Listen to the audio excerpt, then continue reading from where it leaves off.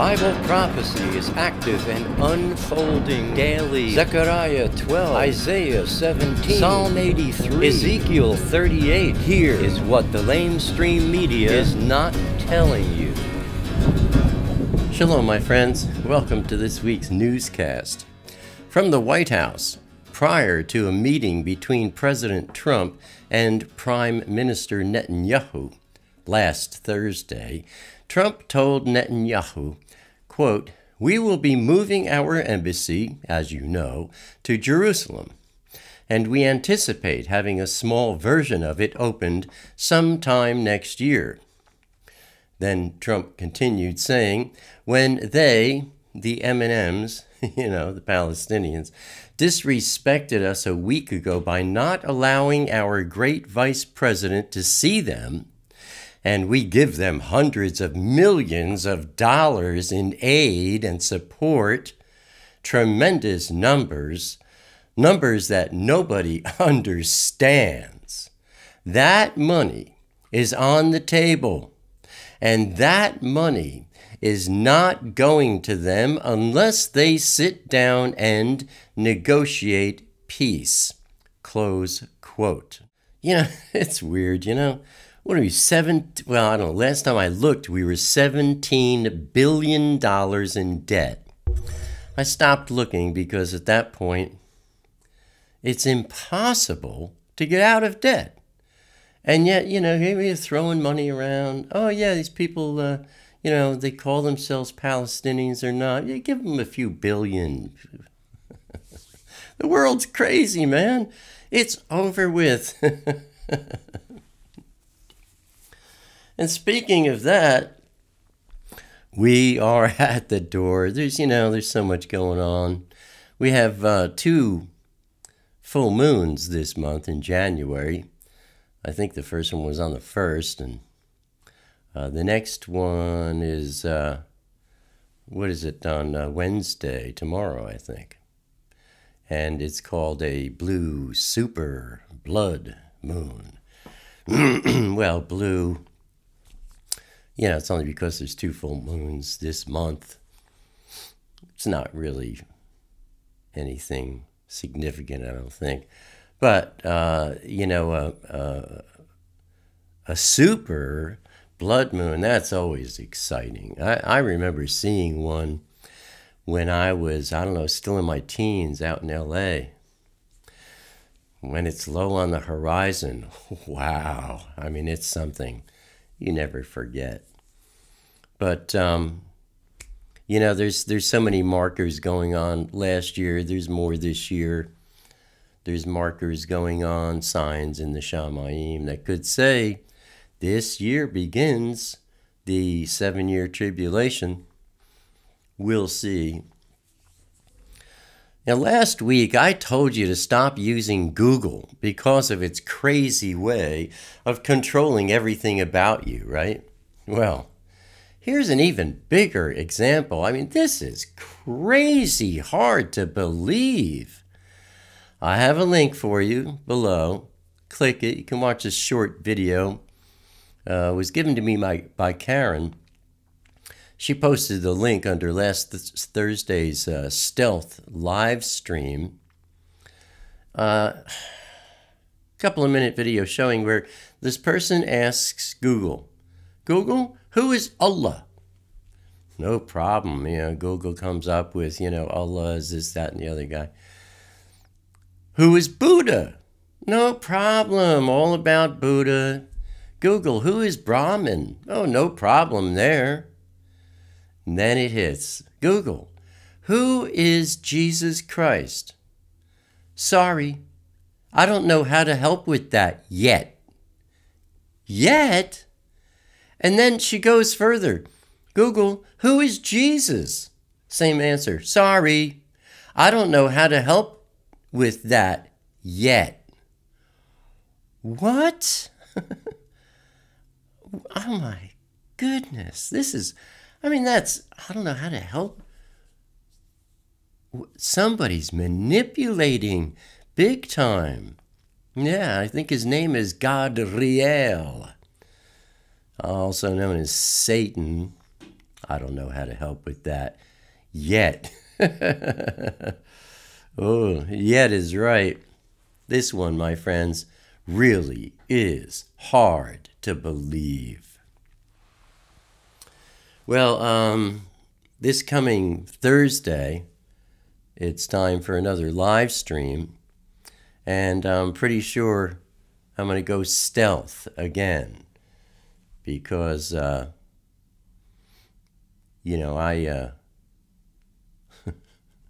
last night I got up at like 10 p.m.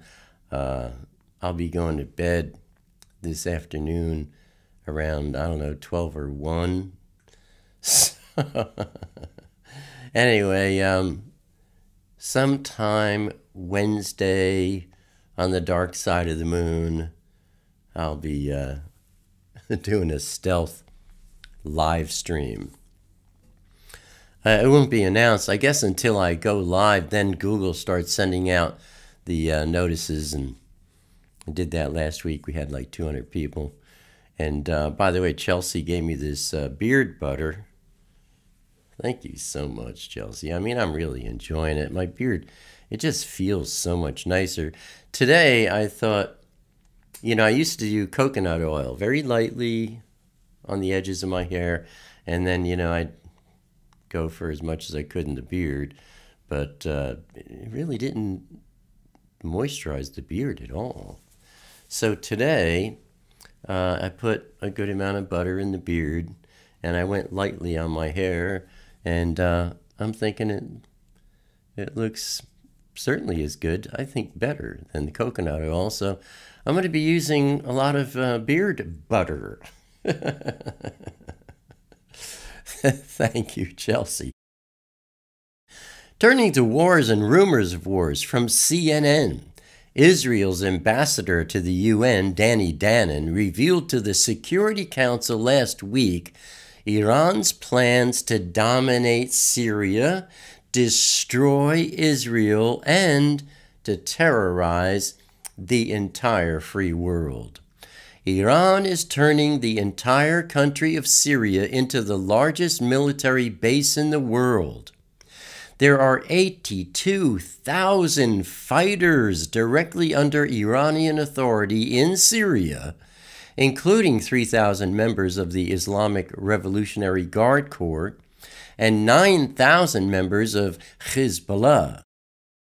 Quote, even though Iran is targeting Israel first, he said, it is you who are next, close quote. I've said this before, and I think when I first started saying it, it wasn't so apparent. But you watch, Iran is going to be the big dog that heads up Satan's army.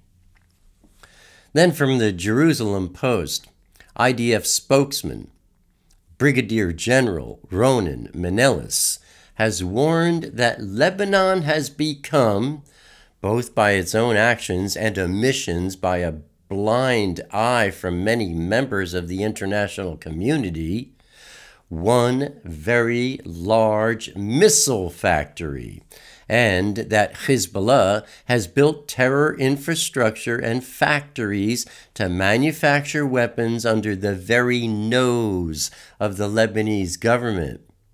The past year has been further proof that Hezbollah serves as an operational arm of Iran. In every place where there was instability, we see the fingerprint of Iran, and everywhere we see Hezbollah's involvement.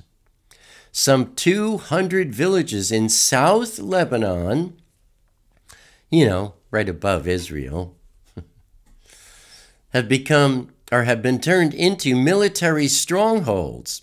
The ordinary Lebanese citizen will be mistaken to think that this process turns Lebanon into a fortress, because it's nothing more than a barrel of gunpowder on which he, his family, and his property are sitting. The future of Lebanese citizens is in the hands of a dictator who sits in Tehran. I think it's right to warn the residents of Lebanon the councilman said, of the Iranian game in their security and in their future. Turning to our Intifada update, on Tuesday, January 23rd, from the Jerusalem Post, Israeli border police thwarted an stabbing attack at Tapuach Junction in the West Bank, as two M&Ms advanced toward the police. One drew a knife, and a border police officer shot and wounded the two M&Ms. Then on Sunday, January 28th, from the Jerusalem Post, two M&Ms wearing IDF-style uniforms were seen near the Jewish community of Itamar in the West Bank on Sunday night. The IDF found 6 firebombs and binoculars nearby. One M&M was arrested, but the second escaped. And looking at our review of last week's news, Trump reaffirmed that the U.S. Embassy would be operational in Jerusalem in early 2019, and also that no U.S. dollars will be given to the M&Ms unless they make peace with Israel. That means no U.S. dollars will be going into the pockets of any M&Ms. Danny Danon revealed to the Security Council last week Iran's plans to dominate Syria with 82,000 fighters directly under Iranian authority in Syria to destroy Israel and to terrorize the entire free world. IDF spokesman Brigadier General Ronen Manelis has warned that Lebanon has become nothing less than one very large missile factory, and that Hezbollah has built terror infrastructure and factories to manufacture weapons under the very nose of the Lebanese government. Israeli border police thwarted an attempted stabbing attack at Tapuach Junction in the West Bank, and two M&Ms wearing IDF-style uniforms were seen near the Jewish community of Itamar in the West Bank on Sunday night with 6 firebombs. One was arrested, and the second escaped. And that, my friends, is what the LameStream Media is not telling you. Abba willing, I'll see you here again next week. Until then, keep your wicks trimmed. Keep your lamps burning bright. Shalom, my friends.